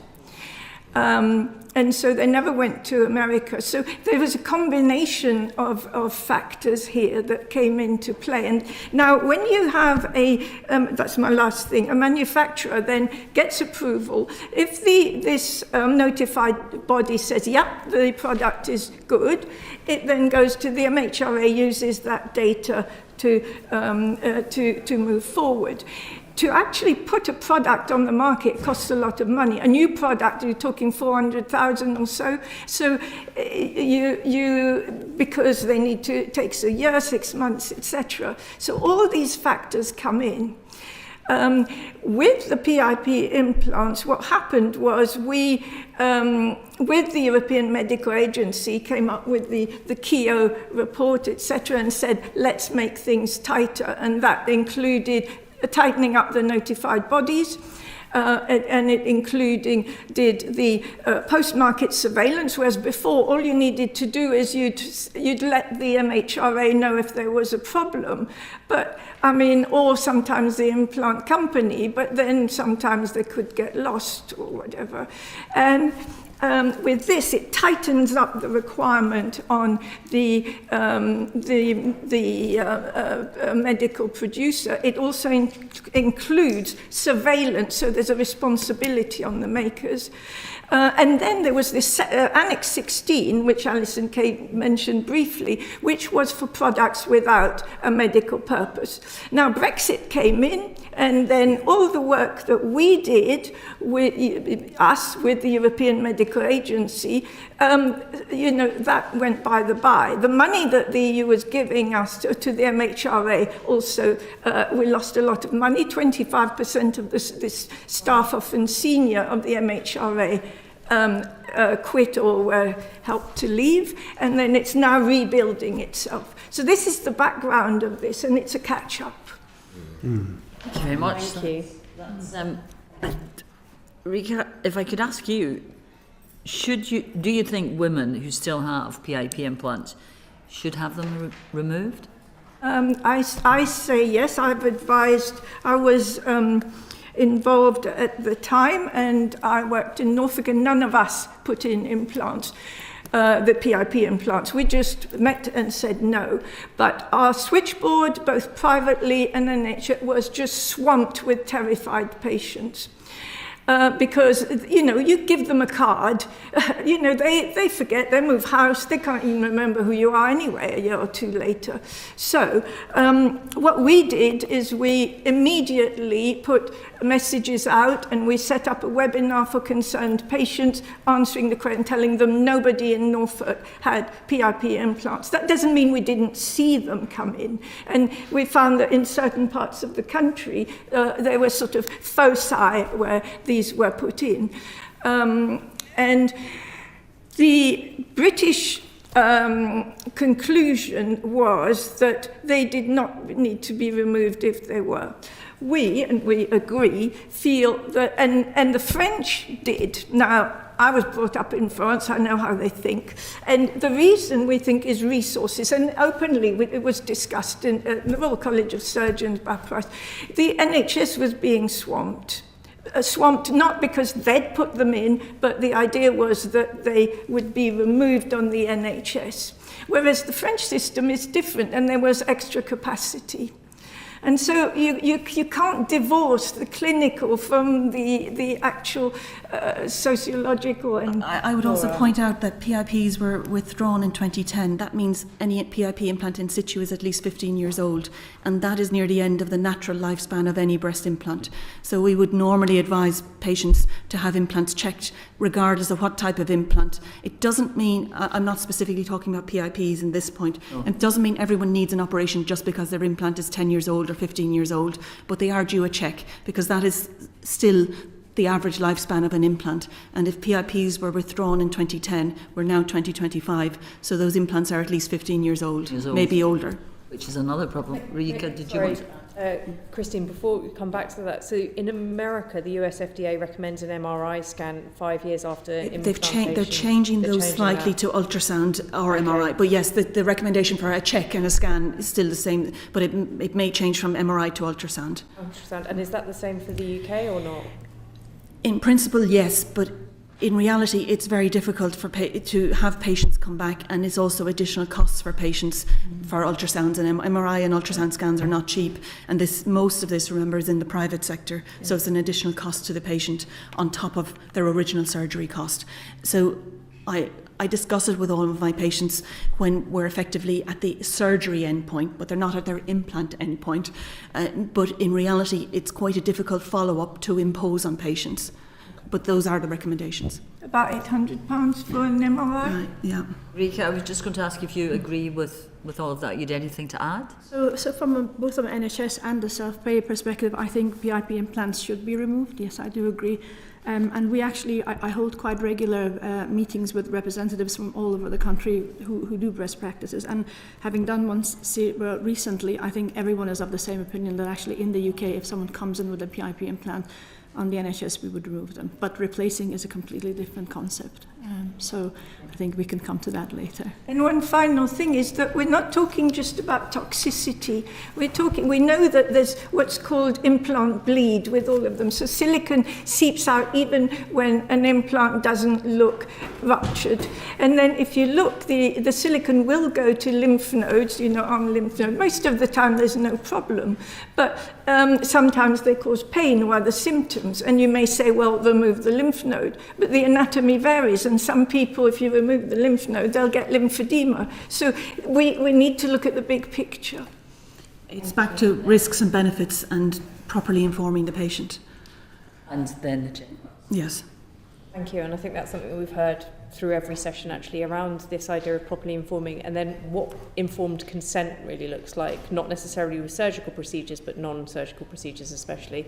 David. Thank you, Nora. Coming to you briefly, should cosmetic surgery be a recognised specialty within medicine with regulated training and title use, and if so, why? So actually, I believe it should stay part of the specialties that currently undertake it, but with proper recognition for training. And I know you had Professor Vivian Lees in the earlier session talking about board certification as an additional kite mark. To be perfectly honest with you, we are a very tightly regulated country in some aspects, but in aesthetics generally, there's this whole blind spot of who's doing what. And I think the priority for me would not be recognising cosmetic surgery as a specialty. It would be tightening up on who's doing what in the current situation. That's far more imperative, whether it's surgery or non-surgical aesthetics. We have the ridiculous situation where anyone, and I'm skipping a little bit from implants, but where anyone can inject dermal filler and it's not illegal. And we've had a death from it in the last year. And so for me, it's implementing, it's proper training for the surgeons who have it as part of the scope of practice anyway as a priority. But we're a long way off that being the actual priority for me. It's more regulating all the unregulated people who are doing this sort of work. And I'm not just talking about breast implants, generally in aesthetics. David, could I just come in at that very point? That's a very helpful segue. So the definition, of course, of cosmetic surgery has been somewhat vague. I'm sure you'll appreciate that. But we are closing that loop. And I know you've heard from Vivian Lees in evidence from the Royal College of Surgeons. We've worked incredibly closely together with the Royal College of Surgeons. And I believe significant success has been achieved in the last 10 months, really, over the Brazilian butt lift treatments, the augmentation of genitalia, including breast, of course. When you start to consider, these were incredibly loose concepts that were under the umbrella of non-surgical. Hair restoration surgery comes into this somewhere as well. I don't want to get into all the detail, Chair, but we have now come to a point of understanding and recognition that these procedures in their own right should be regarded as surgical, cosmetic surgical procedures. A huge step forward. Why? Well, first of all, it's going to make a significant difference when the government makes its determination on regulation of the non-surgical cosmetic sector. It will determine who might regulate part of that sector by identifying procedures that are incredibly high risk, such as the BBLs, breast butter augmentation, liposuction. They're all in this particular bundle. Now, the chances, I believe, are very high probability, Chair, that those procedures will be recognised now as surgical, therefore coming under CQC oversight. Now, a quick diversion, I will be brief because it's not within the purview of this committee, but the Scottish Government have now released their proposals. I'm delighted with those proposals. They bring these procedures under the purview of Health Improvement Scotland. They restrict, and this is the point I think Nora was making, who can actually provide those procedures. Now, at the moment, anyone can provide those procedures on the high street. I'm now talking about the BBLs. Enormous challenge. We know fatalities. We understand that, and very important point. But we now know, and I'm confident that your government will bring forward proposals. We await those proposals, Chair, where we will see that there will be a restriction on who can perform them. Now, that's a question that links to your point. The who, in terms of the procedure I've just mentioned, should be restricted to GMC registered doctors. Now, I'm not talking about physicians associates, I'm talking about doctors. Then you have the point, should they be surgeons? I'm not going to present a view on that because I know the view of the Royal College of Surgeons. I also know the importance of the specialist registers that we are, in fact, making reference to here in plastic surgery, for example. But I think it's critically important that we restrict the who performs these procedures. Now, I am talking about the BBLs, etc., liposuction. You'd be referring to PIP implants, of course, but there's actually no difference when you come to some of the severity of what's happening here. But then the other point comes about the devices themselves. Now, we've heard from MHRA. I will take the view straight away that all devices that are actually inserted into the body, particularly dermal fillers, should be regulated. I take that as a long-standing challenge. One I know my colleagues support completely. And of course, it's a differentiation between cosmetic use or medical use. That's not of interest to me, to be quite honest. I'm not just trying to subjugate that, but I think it's important. If you're inserting a filler into somebody's body, we know the level of complication is significant, which is my next quick point. We also expect the government, the Westminster government, so I use that term because we work across 4 countries, the Westminster government will be bringing forward proposals, the same as I mentioned, to review the botulinum toxin and the dermal filler issue. Now, I'm sure that will not say, Chair, there should be, I'm sure it will not say, says David, with confidence, that fillers should be regulated by MHRA. But that does not mean to say we do not believe that they should be. Now, I will just mention one final thing, if I may, Chair, because it's such an important point here. The volume of filler, the type of filler, and the way in which the products are coming into the country, of course, is a challenge. I do recognise counterfeit, fraudulent product, but I have to remind us that we've been talking today about botulinum toxin as well. We've had the case, I'm sure colleagues will be aware of 28 cases in Durham in the last 4 weeks where there's been literally botulism toxicity. And of course, there was no actual product available because one doesn't expect that to be kept in an A&E department. That was from one, we believe. Admittedly, my comment to MHA was, we're investigating that, and of course that's right. And I think we do need to be careful that we're not predetermining any kind of investigation. Oh, and I'm genuinely not wishing to. But my point is that the actual clinic that provided that is a clinic that we would say, well, we should be looking at how regulation might be provided to all clinics. I'm not singling out any one clinic, Chair, at all for the avoidance of doubt. But we need regulation of safe product, safe medicine, safe practitioner, training standard and safe premises. Thank you. Just a quick point, because I know that you said about, I just wanted to clarify, you said that around, say, things like Brazilian butt lifts, liposuction should be carried out by a doctor. Are you saying the same for fillers and for Botox? No, I'm not. Okay. I'm absolutely making a very clear distinction.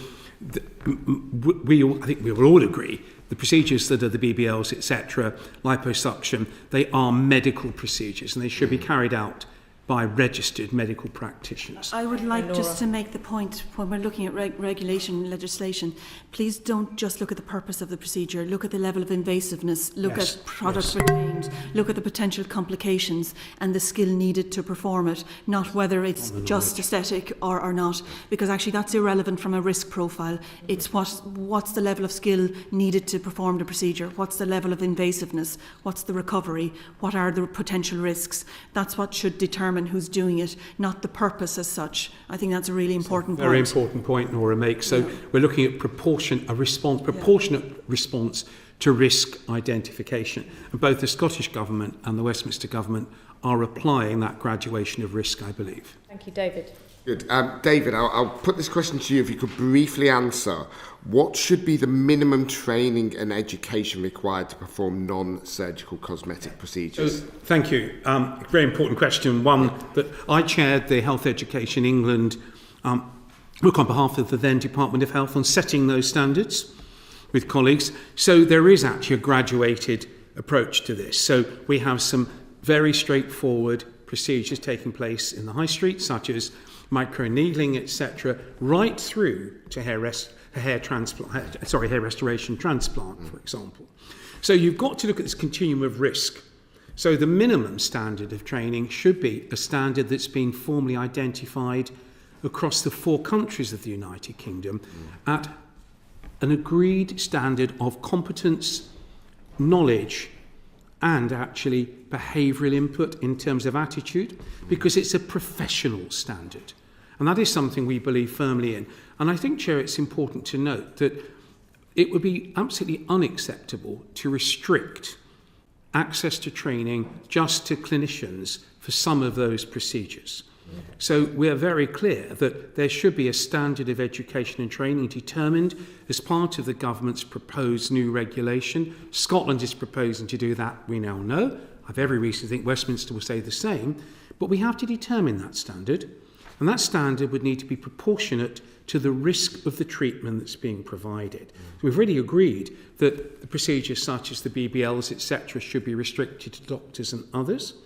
Doctors for those procedures, but they are already qualified practitioners. They've gone through an undergraduate professional training. When you move to the injectable toxins and the fillers, we believe firmly that there has to be a strong, firm standard, but there's no reason why apprenticeships can't be used, David, to develop beauty therapists and others to that standard, as long as they work under the supervision of a regulated healthcare practitioner. But a minimum standard is what needs to be prescribed. Thank you, David. That's interesting, David. Do you think there should be a licensing scheme for non-surgical cosmetic procedures? 100%. And what would it look like, and would it differ between lower and high risk procedures? It would. So the JCCP has been very clear in its campaign for this matter.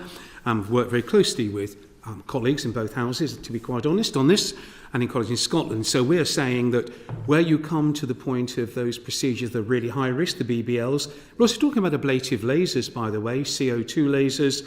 We're also talking here about vitamin infusions, PRP. These are all in this very high risk category.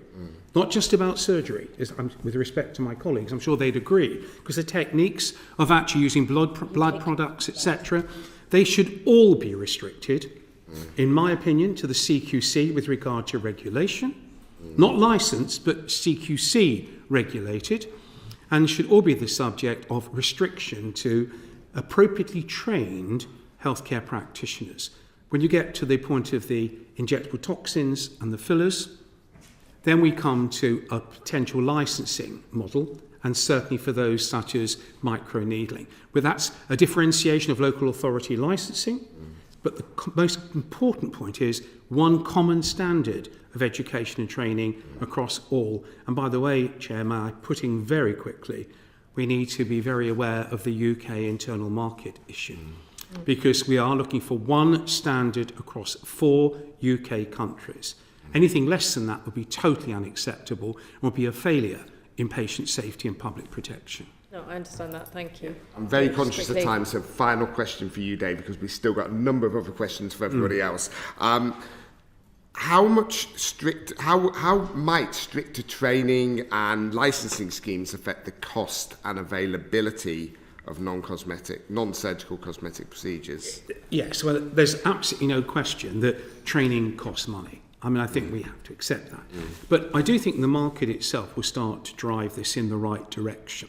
I think my most important point in terms of this committee, of course, focusing on women and equality, the majority of our practitioners are women. Many of those women are actually beauty therapists, Chair.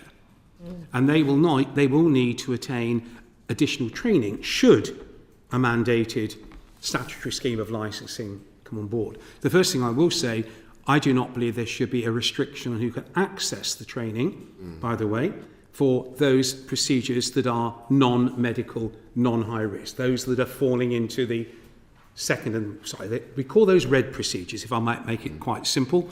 Amber and green relate to Botox, etc. So we must have equality of access to people to train, but if you're going to provide invasive procedures of this nature, then I believe very firmly patient safety and public protection outweigh any particular cost in terms. But we must provide access to persons who are functioning across the sector. That's why the apprenticeship route can become incredibly useful, even using the apprenticeship levy, Chair, through FE colleges, through beauticians. But it will be a new progression. There will be a decreased cost. I would expect the market, however, to balance the cost to the patient or the member of the public, because market forces will do that. Thank you. Thank you very much, David. And I think that is something that we'd heard from other campaigners, like, say, FACE campaigns. It's the professionalisation of this. Actually, there are some people that really want to do very well on this and want to get it right. They do not benefit from the absolute cowboys and sharks that are on there just injecting willy-nilly. That's not a word I expected to say in the committee, sorry. We're going to move on, I think, because this is a really important point around mental health and patient screening. Catherine, are you okay to take that? Sure. So I'd like to ask Rika, please, should there be a mandatory cooling off period or psychological assessment before people access certain procedures? And if so, which ones? I think, frankly, the cooling off period should be applied to any procedure, because you are doing an invasive procedure on someone which irreversibly at least changes a part of their anatomy and life. So I believe in the reconstructive setting, again, we give plenty of time for patients to absorb information. Often they come with the premise of seeing breast reconstruction nurses, they see us as clinicians. So it's a very continuous process of understanding, so that by the time, as Nora mentioned, people come to surgery, they've had a very long-standing process of understanding what they're having done. In the cosmetic or non-reconstructive setting, again, I think the same applies. I believe you have to have 2 consultations as a minimum, and some people might need even more time. So that concept of pressurizing someone to have what is effectively an elective procedure should be nothing, really. In terms of psychological assessment, I think we as clinicians have an innate ability to understand patients, I'm hoping. So if there are red flags or incidents where we don't find that the patient is on board with us, they're not on the same wavelength, you must not operate on those patients. And some people might need more time or more input, in which case I don't believe the psychological assessment applies to everybody, because you can have a lady coming for a breast reduction procedure who's having significant problems of back and neck pain. That does not mean mean that they're psychologically unstable. So as long as you've given them enough time and information, I don't believe certain procedures will require that. But again, age groups are different. You might have a procedure applied to a 21-year-old, and they might need a lot more hand-holding input. So I think patients' selectivity and also our understanding of needs come hand in hand. I hope that answers you, but I think cooling off period 100% has to apply, a minimum of 2 weeks between each consultation, if not longer. The Royal College of Surgeons recommends that reflection period of 2 weeks, but that's not mandatory, right? That's not in law, so that... We all recommend it. You recommend it, but it's all not mandatory. recommend it. It's in all of our codes of practice. So it's not non-surgical as much as surgical. Yeah, so it probably should be put into law. Yes, please. Yeah, okay, that's helpful If I may just add that certain hospitals actually will refuse to put anyone on a surgical list if they haven't had a 2-week period anyway. So that's actually integrated as some of the pathways in some hospitals, as far as I'm aware. Probably the NHS, not No, actually in independent private consultants. practice as well. Oh, okay. Yes, so I'm very happy about that. So Oh, if they good. haven't had the cooling off period, they will not go ahead with any surgery. Okay.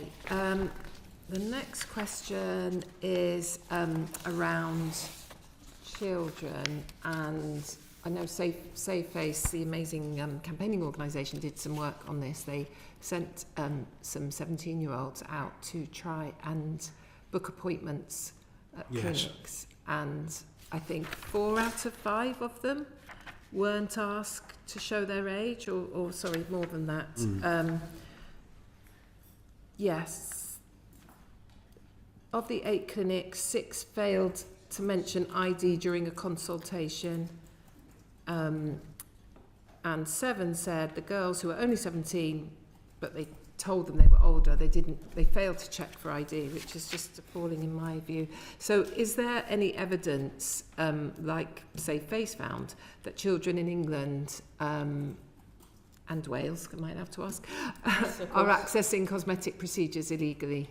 I'm sure they are. I mean, these are non-surgical procedures we're referring to, I think, on the first face. That's where Save Face's data came from. Yes, that's true. I mean, the under-18 legislation makes it clear. The onus of responsibility is on the actual provider to seek proof of age. So it's actually an actual criminal activity to actually not seek evidence of a person's age, in the sense if it was found after the event to have been fallacious. So those people should probably be struck off the... They're not on any register. Not on the just register. crossed off. Well, we Some. don't believe they are, Nora. No, I think, to be fair, I'm going to be very careful on this, because we get into a differentiation of beauty therapists versus regulated healthcare practitioners.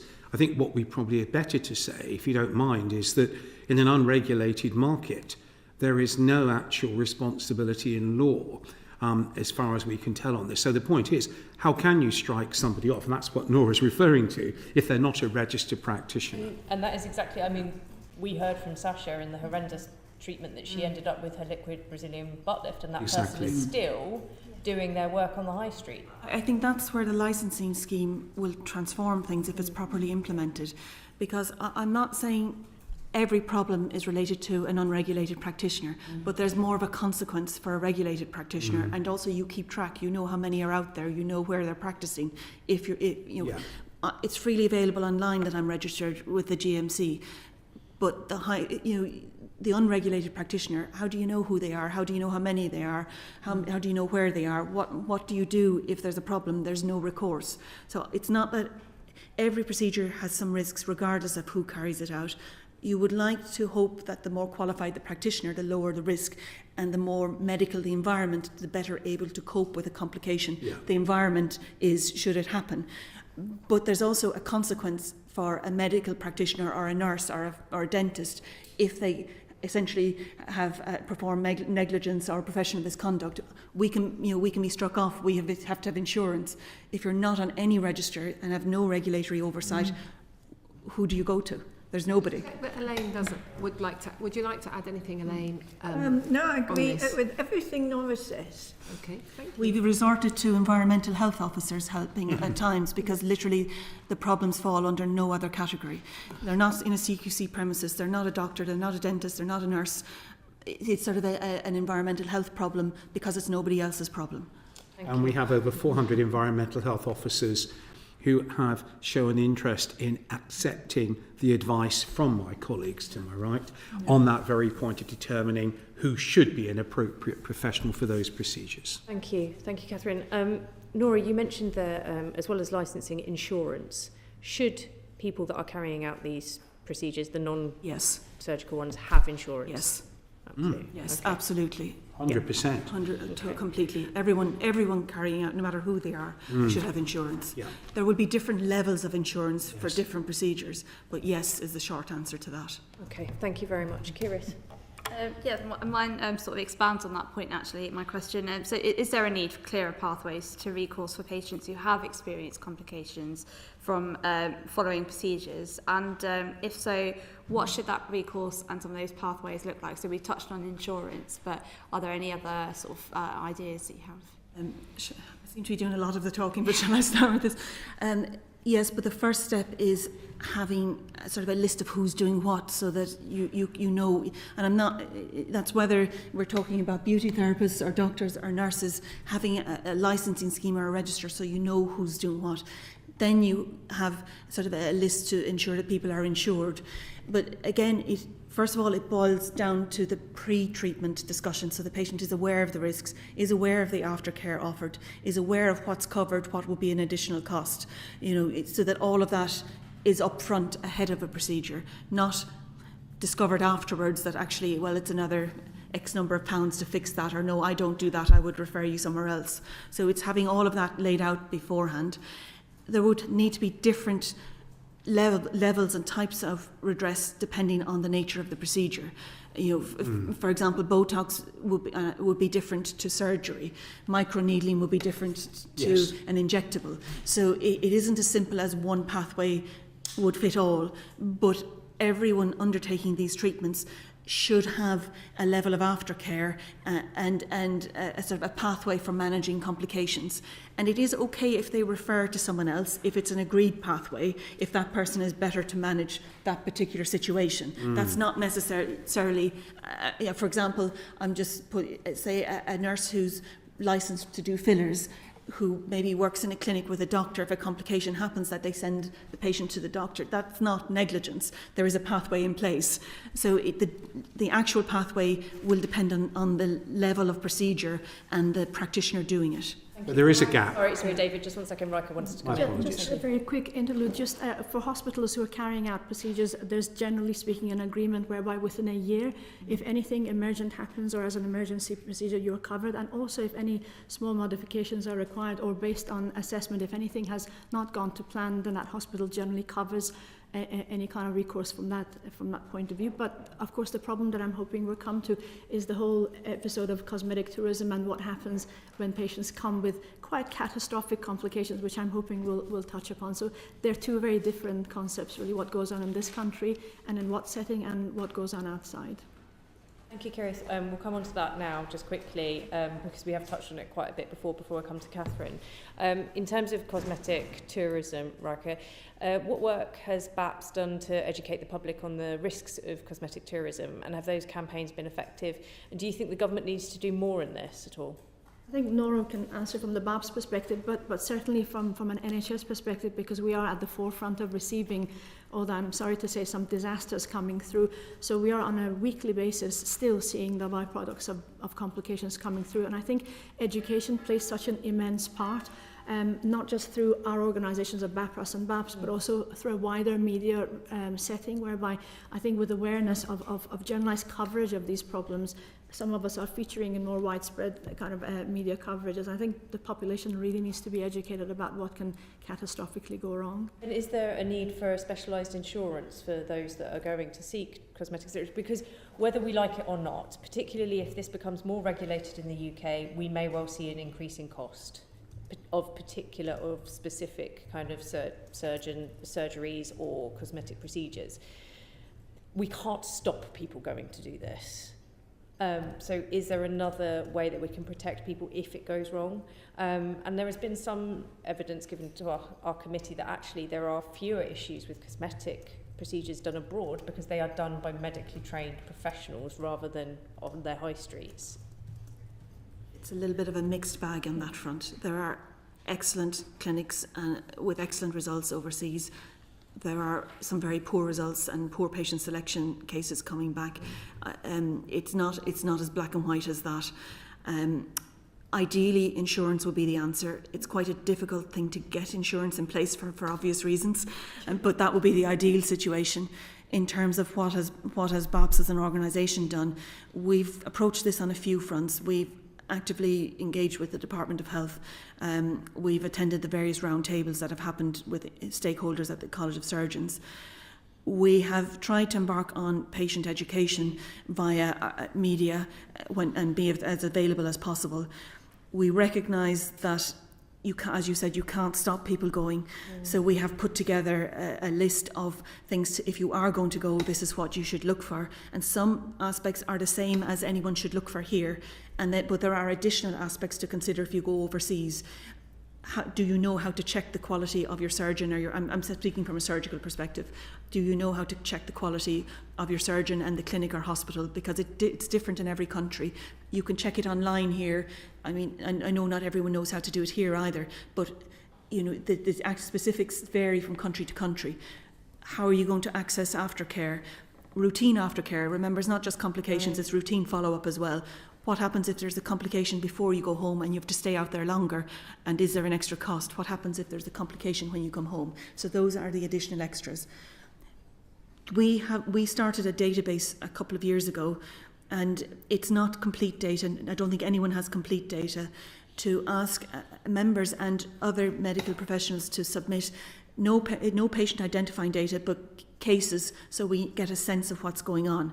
And some themes did emerge. It's across a range of countries. For the UK, Turkey was the most common. I think 75% or so of cases. Some procedures are higher risk. Combination procedures, for example, breasts and abdomen, and particularly abdominoplasty or tummy tuck, is higher risk. Some of this is inherent in the nature of the surgery. So we can see some trends. And that data has been very useful, even though we know it's incomplete. It has still given a sense of what's out there. And given that Turkey is the most common location for the UK patient to travel to at the moment, we also liaise with our Turkish counterparts. What should someone look for if they are going to Turkey? Because actually Turkey does have a lot of regulation and standards, and there are ways to check that your surgeon and your clinic and so on are compliant. But if you are travelling overseas, and this applies to patients travelling into the UK for surgery as well, if you're travelling overseas for your surgery, you have different aftercare considerations. Thank you very much. Rika, and then Elaine, and then I'm going to come to Catherine. Just if I may give you a little snapshot, Chair, and the committee. I looked at our admissions for the past year, really, just to give you, I know you asked about this. We've had 44 cases of cosmetic tourism-related complications. I think about 95% of them were from Turkey. On average cost, we did some approximate costings for how much these patients each cost per episode of admission. One lady that I dealt with personally was a 30-year-old lady, if I may. She's quite happy for me to share. It was pretty much as near-death experience as you can find. She went for liposuction and came back with necrotizing soft tissue infection. I must have taken her to theatre probably about 3 times, where I've debrided more tissue out of each setting than I can imagine. We saved her life, covered her, and she's recovered and gone back to as much normality as she can. But these are not minor, and there's not probably a month goes by that at least some minor or major complication doesn't come through the door. So majority of these are abdominoplasty and breast-related procedures, but I think if we look at the average cost, if they're admitted, on average they're costing about £6,000 per episode, and per outpatient setting I think we calculated around about £1,400 for just outpatient wound checks, etc. Is it in your professional opinion, was that because of poor aftercare, or was it because it was poorly done in the first place, or she wasn't the right person for it? I think for liposuction to cause necrotizing soft tissue infection, that's an absolute, I mean, it can happen to even healthy patients, but it is a massive undertaking. The problem is who's going to look after this when it happens. Yeah. You see, if anything happens in this country, then there are responsible bodies, but it's very different when they've been shipped across. She pretty much landed almost near death, and we had 24 hours to save her life. So these are not these are not nice episodes to deal with, to be honest. I'm glad that she's here, and thank you for you doing that, she's Elaine. lived, thankfully. Yeah, the first thing, we've got this database, but a lot of patients don't end up in a hospital under the care of plastic surgeons. So the first thing is we need data, and we would like to, they're talking about instituting a code, but it's not there yet. We need a code that says complication of surgery abroad with subclassification. Did it require intensive care treatment? Did it so on? With, you know, it can be simple because, of course, people don't like putting more and more data in, but that would help. I submitted a request at the last call for codes and it got rejected for that. Yeah, you said. Sorry, Elaine, carry on. So that is the first suggestion. And the other thing is, okay, it's Turkey now, and cosmetic tourism is not going away. It used to be Prague. It's Turkey. It'll be somewhere else, and it has to do with economic factors. To put it in perspective, Turkey last year made £3 billion out of cosmetic tourism. I have a friend who is a proper plastic surgeon there. He says the government will give loans to set up the clinics, and you don't need to be a plastic surgeon. You can just be a surgeon, a bowel surgeon. And there are financial incentives, and we can't divorce that. Third point, selection of patients. We would select patients. Some patients are going there, say, for massive weight loss surgery. We would not deem them, fit for surgery. We would ask them to lose weight, get fitter, get their diabetes sorted. They don't want to wait, they go there, they get complications. So it's always that selection factor, so the complication goes up. Another point, I can go on, when they go to the clinics, they get a certificate of fitness to fly by the clinic to come back. Now, we would normally say, and these are long-term data from the Royal College of Surgeons, in when are you fit to fly in a plane for over 2 hours or 4 hours because of the increased risk of deep vein thrombosis. They are giving that certificate because they want them out of the country. So that would be another thing to say this certificate should be possibly given, but this is going to be a big cost and other countries may not want it, is say, well, you want an independent certificate, maybe at the airport. The airlines, they're putting in more planes because, you know, the planes are full of people with, you know, hair transplants, etc. So these are all factors that impact, and we need data to start with, and then something. But it's not going to go away, and it's going to cost money. The final thing, which I didn't say, is these package tours. You know, my friend's gone on one of these packages. We're going to have a holiday. Ooh, yeah. Why would you want to sit in the sun at 30 degrees when you've just had a wound? You know, No, I couldn't think of anything worse. But I think that there has to be definitely some responsibility in the people that do market those packages.